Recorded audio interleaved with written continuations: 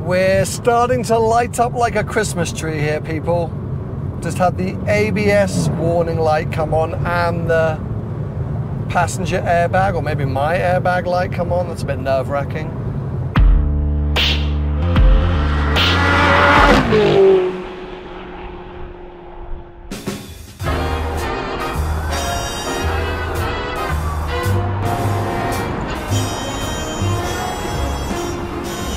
Hello one and all, welcome to Seen Through Glass. Welcome to New York. If you didn't see last week's video, I'm here because I just bought this 2002 Boxster S and I'm going to be driving it across America to California ahead of Monterey Car Week. It's going to be like a 3,500 mile adventure and it starts right now, like literally this second. It's just gone 8:30 in the morning and today, day one of the road trip, is a big day. We've got a 12-hour drive over to Chicago. So as much as I love this city, I could spend days driving this little car around Manhattan, taking photos of it underneath the iconic skyscrapers. I need to get a move on. So yeah, let's jump in and hit the road.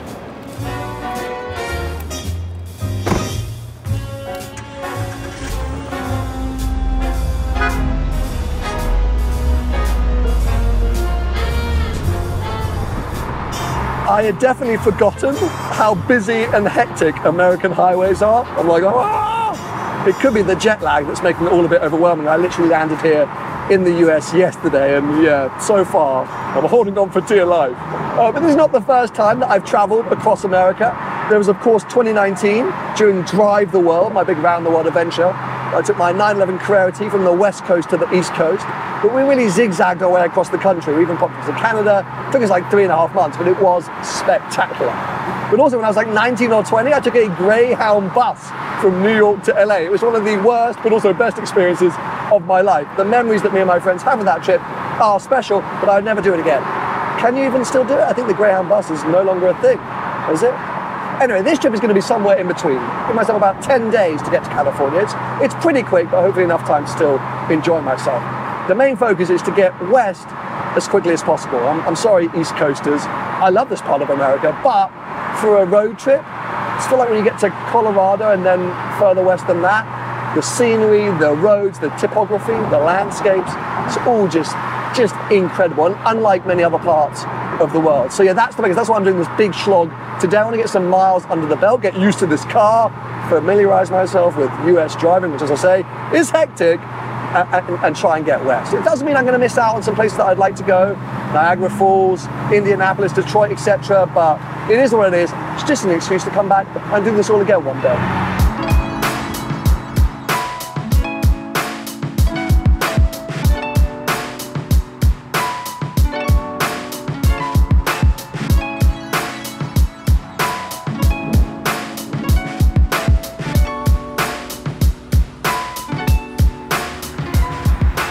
Well, welcome to Elmonton, Pennsylvania. Apparently, this is Bigfoot territory, so I'm keeping my eyes peeled. But it's my first stop of the day. I've done about 6 hours, so I'm kind of like halfway to Chicago. But I needed fuel, thought I'd get some refreshments, stretch my legs a little bit. Not that I really felt like I needed to stretch my legs, because my God, is that Boxster comfortable. The seats are fantastic. The roads have quietened down, which is a good thing. The scenery's actually been pretty amazing. I've continued to have the roof down, had cruise control activated, and I'm just plodding along, just like, oh, this is amazing. But I've done about 450 miles now since I collected the car, so I am starting to notice a few things. And firstly, fuel. Probably doing 300 miles a tank, which means I'm going to be stopping every 250 miles or so. And you could argue, well, that's not ideal for a long distance road trip, Sam, is it? But firstly, it's probably quite good for my health to get out of the car and move every 250 miles. But also, let's not forget, originally I was going to be doing this trip in my GT3. Quick reminder, in case you didn't see last week's video, the only reason I'm not doing that is I found out how much it was going to cost to ship my GT3 to America and back, £16,000. So I gave myself this kind of alternative challenge of flying here, buying the Boxster, doing the road trip, and then selling the car at the end of the trip, and hopefully losing less than that 16 grand it was going to cost to bring the GT3 to here. But my point being, the GT3 fuel economy is very similar. I get about 300 miles per tank in that car too. It's kind of interesting though, actually, isn't it? Because, well, the Boxster's 20 years older than my GT3. It's got a 3.2 litre engine instead of a 4 litre engine, puts out like 250 horsepower instead of 500 horsepower, but they have similar fuel economy. So is it impressive that it's taken them 20 years to get a motorsport GT engine as economic as a baby Boxster engine? I don't know. food for thought. I'm gonna finish my drink and this Cliff Bar, which by the way, this cannot be good for you. I'm addicted to these immediately, but they give me some energy. Power on through those and then yes, hit the road, get to Chicago. I know sometimes life can be tough, and you feel like you just had enough.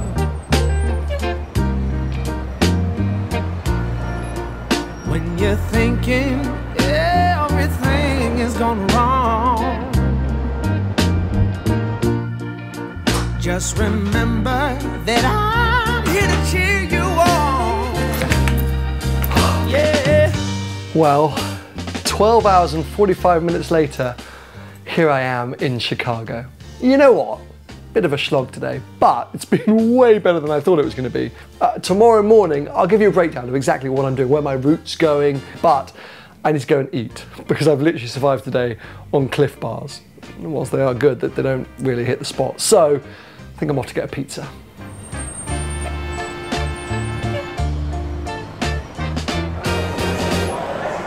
So it turns out asking people in Chicago where to get the best pizza in town is a bit like asking people in London where to get the best fish and chips. I asked like 3 or 4 different people, they all said somewhere different. But I've ended up here in Giordano's. So I'm worried it might be a little bit of a tourist trap. I don't really care. It's full of people, it's buzzing, it's good atmosphere. Most importantly for me, they serve deep dish pizza here. If you don't know, Chicago invented the deep dish pizza. If you've never heard of it before, kind of does what it says on the tin, they cook it in a deep dish rather than on a pan, so it comes out a bit more like a cake rather than the usual thin crust. I've tried deep dish before, never usually been a fan, but I thought, you know, when in Rome, and actually here in Giordano's on the menu it says like the iconic deep dish pizza, so I've ordered a very small one because I walked past a few on the way in and they are massive, so I'm a little bit overwhelmed. As I said, I'm starving, and I'm sure it's going to be delicious, so I'm happy.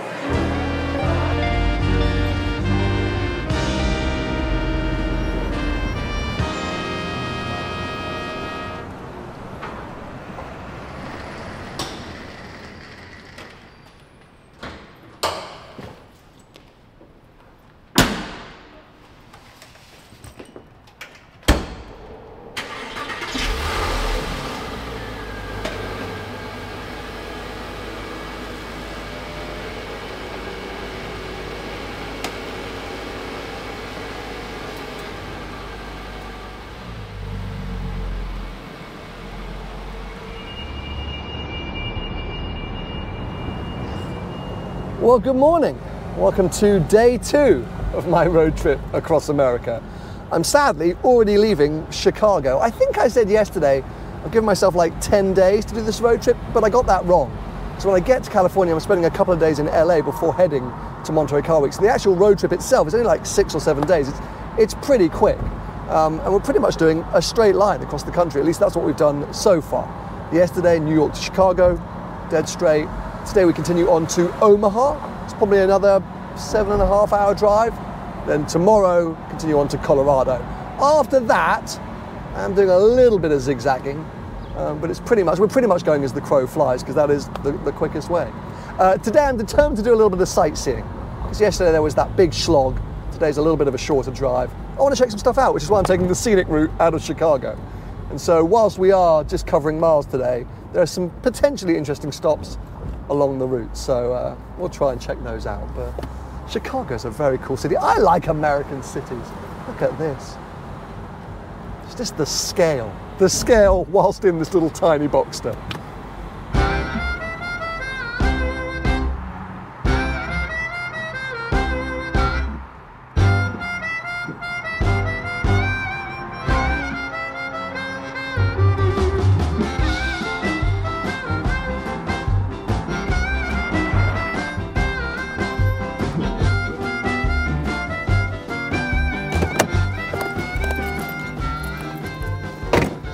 Now, I always thought that the Mississippi River was the longest river in America, but apparently it's not. Apparently the Missouri River is some tiny amount longer. But anyway, who cares? This is the Mississippi River. And today it acts as a border between 2 states for us. We're currently in Illinois. When we cross over that bridge, we go into Iowa and we keep heading west. I stopped here just to get some quick photos next to the second longest river in America, but also to grab a quick coffee. There's an awesome coffee spot called Milltown Coffee. It's just over there, right on the banks of the Mississippi River. Served amazing coffee, great snacks. I would like to say, oh my God, make sure you do the detour and come and check this place out. I'm just not sure how much longer it's going to be here. The team inside were telling me that this whole area was flooded last week. You can actually kind of tell there's a lot of mud and grime on the floor, a lot of dust on the roads. Apparently last year it flooded so badly their whole building was underwater for a month and a half. So it's one of those things you're like, why did you build your coffee spot here? I mean, I understand why, because on a day like today it's beautiful and it's right next to the river, but apparently this area of the Mississippi River does flood a lot. So I'm just concerned that they're going to be washed away each year. But hey, if they're still standing, check them out. They're great.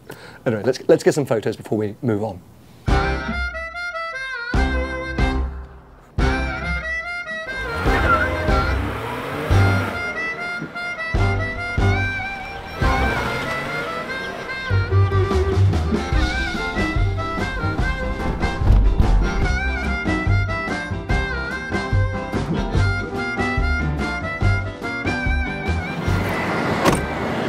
Lots of you will know one of my favourite channels on YouTube is a channel called Cara and Nate. It's a travel channel.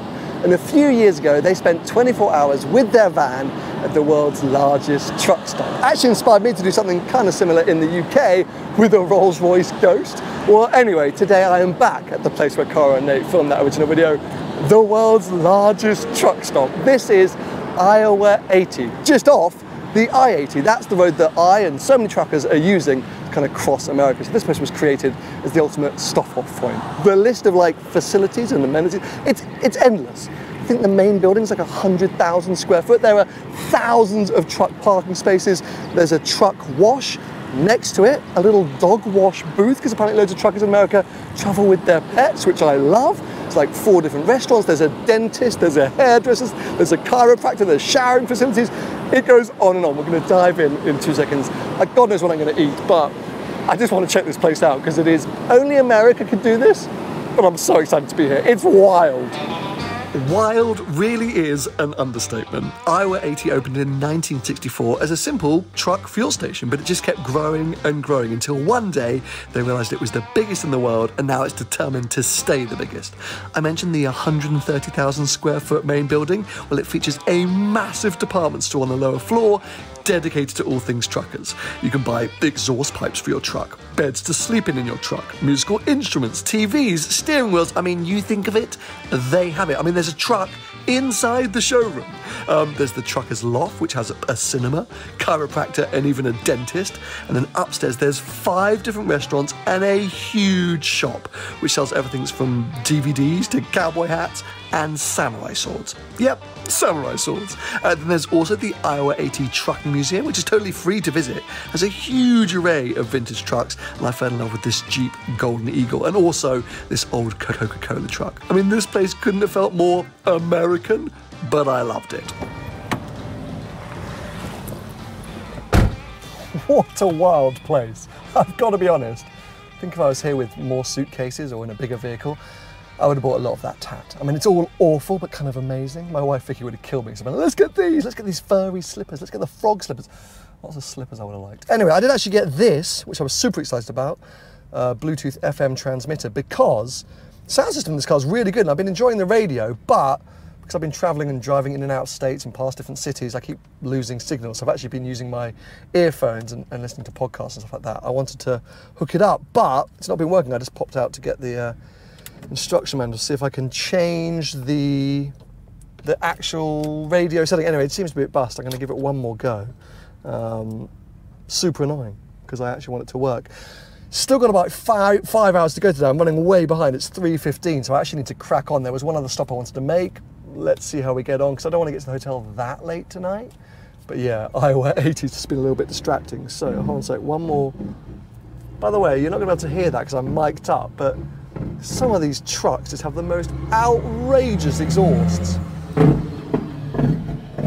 And that one sounds sick, if I'm honest, like unwell. Yeah, they got pipes, as we saw in the store. See, yeah, it's not letting me change the station, and for some reason my car is not picking up the station, so that's a bit of a fail. That was like $50. Anyway, right, let's power on, get cracking. Potentially we'll make the other stop, and if not, we'll just get to the hotel. Very different landscape today, so I'm quite excited for the rest of the drive. But weirdly, a few little spots of rain in the area. I think maybe a thunderstorm's blowing through, so for the first time, I'm going to keep the roof up. I know I said I wouldn't, but I don't want to get wet. I just want to work on my tan.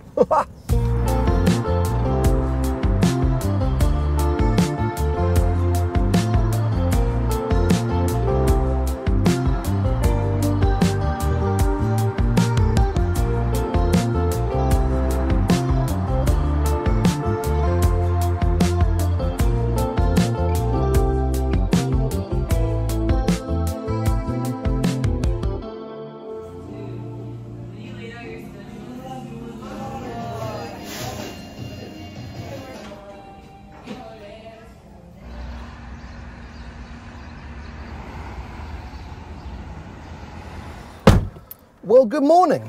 I ended up powering onto my hotel last night, and I'm quite glad I did. Staying here in West Omaha, and last night this place was a vibe. I went to like this meatball restaurant, there was live music. Just woken up and had an amazing breakfast here at Hurry Bird, a brunch stop. I'm getting ready to hit the road once again. Another big day today. Making our way finally to Colorado. After that, we're going to get off the highway. So these 3 days are just really highway focused. Before I set off, because it's going to be a 9-hour drive or so, I want to go to the auto store. Well, the auto... give up on that accent. Two things. Firstly, I want to try and find one of those Bluetooth FM transmitters that actually works. And secondly, I want to get some oil. I'm not concerned, but you get an oil reading whenever you fire up this car. And this morning it was full, then it was very low, then it was full again, then it was very low. So I don't really know what's going on. And there was a big puff of sort of oily smoke when I started up, as if it was too full. I don't know. I just want to have some oil with me just before I hit the road, because driving through Nebraska today, there doesn't seem to be a lot of cities en route, so I thought I'd stop off here, grab some bits before we embark on another big leg. But yeah, anyway, Omaha and West Omaha, big thumbs up.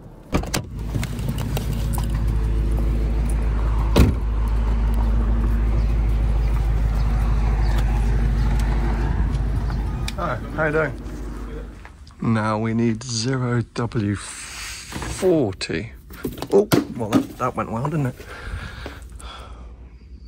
Yeah, European form. There you go, Porsche. Done.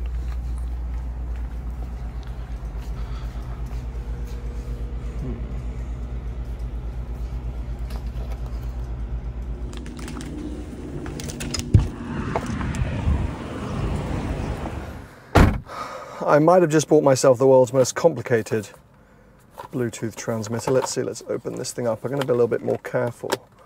Last time I ripped open the packaging, hence why I couldn't return it. 5 minutes later. Ridiculous thing I've ever They seen. had a big like launch at one point. I was walking Yes! past the stand. I a lot. Yes! Okay, we are running, people. That is great. So I'm going to have good music through the sound system rather than the earphones. And I've got oil just in case. Let's see, what's the oil readout saying now? Bang in the middle, spot on. So I don't think I'm going to need this. Probably just being a little bit paranoid. But fail to prepare, prepare to fail. That's the saying I'm going to use. Right, fuel, and then let's hit the road.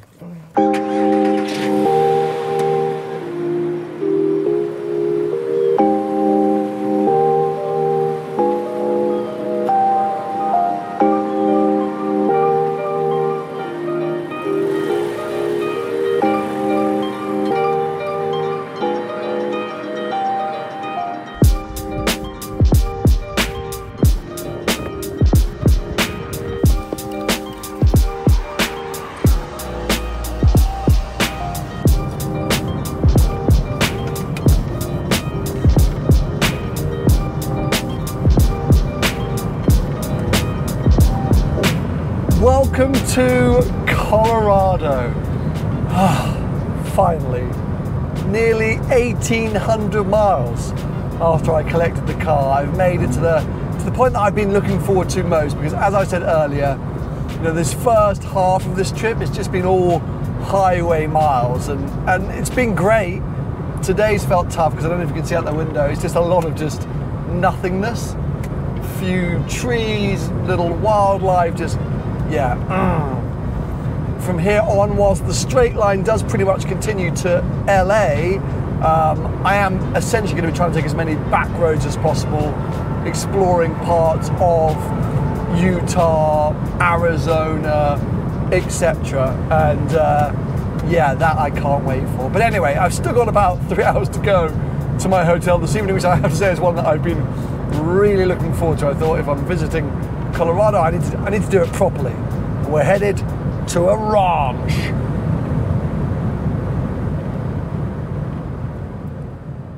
It was all going so well. If I'm honest, it's all been going a bit too well. I have just ticked over 2,000 miles since I collected this car. As you can see, I'm not yet at my ranch for the evening. I've just crossed over some of the Colorado Rocky Mountains. I guess they're the Rocky Mountains. I was giving it large, having the time of my life.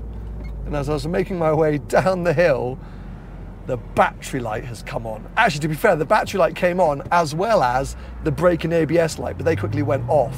The battery light has remained on. Makes me think some kind of loose connection, or maybe the battery's died, maybe the alternators failed. I'm not sure. Everything is working fine. My sound system, the lights, like everything is working. But yeah, the battery light is on. I assume that means if I were to turn the car off, it wouldn't fire back into life.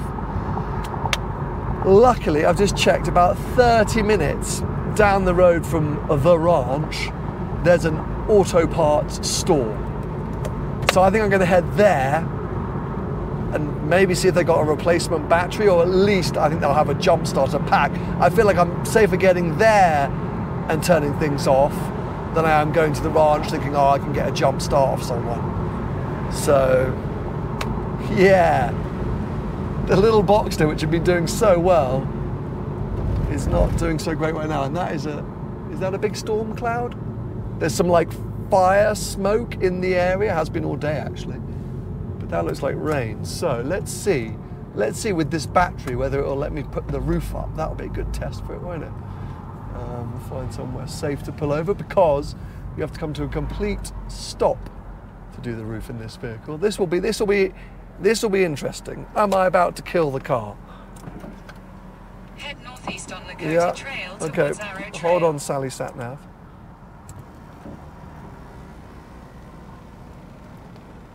So with the engine running, everything's good. So I just fear if I turn the engine on.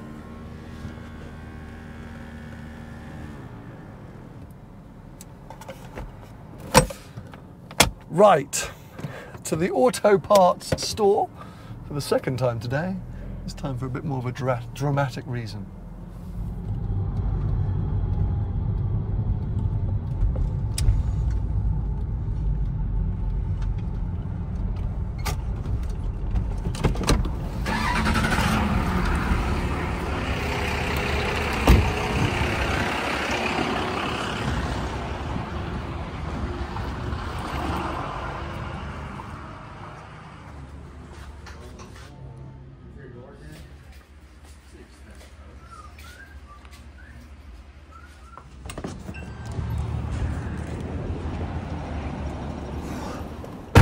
Right, do I test this here, or do I go back to the hotel? Because they said that this has a little bit of charge on it, but they're not sure if it's got enough charge to kickstart the car. I've got, this is 30 minutes away. Do they do Uber here?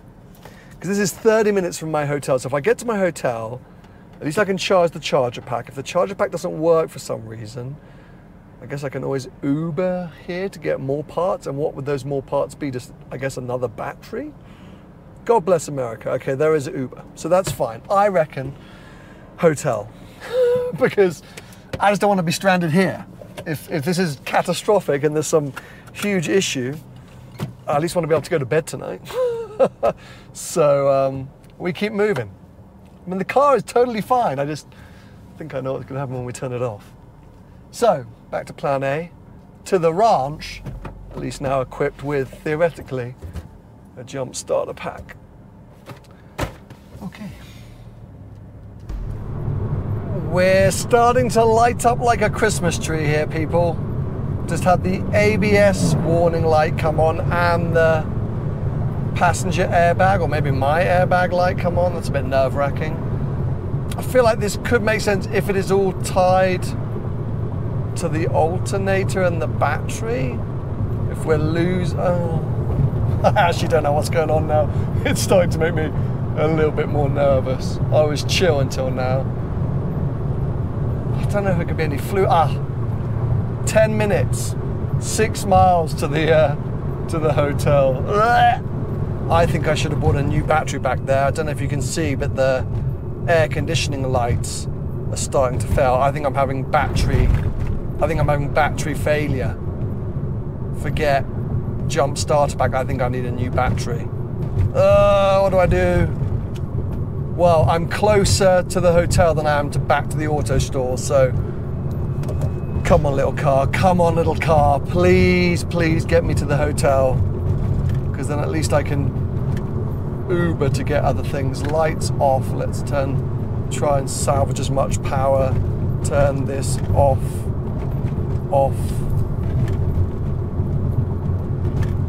Reduce power wherever I can. Oh, the ABS light has just gone off. That's, I guess, a little encouraging. But I think that's my assessment is dead battery or battery failing, and I'm going to need a new battery. This is not quite the arrival I wanted to have at this ranch, which is called Devil's Thumb Ranch. Firstly, weather is dodgy as hell. I'm about to drive into a big storm, and obviously my car is slightly falling apart. The ranch looked absolutely unbelievable. It's just here in this kind of valley in the middle of Colorado.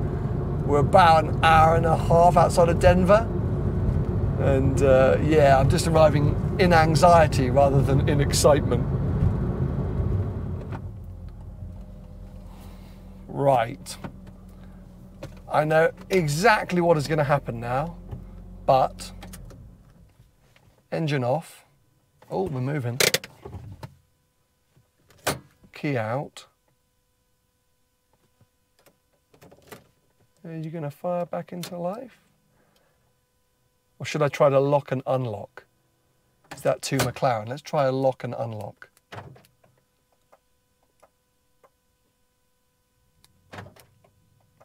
Well, that works.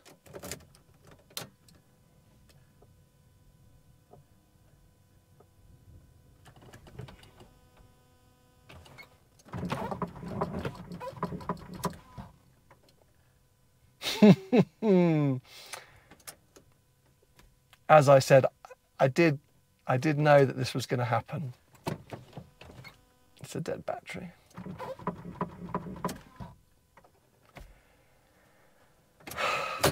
Right, better get Googling what battery a 986 Boxster S needs.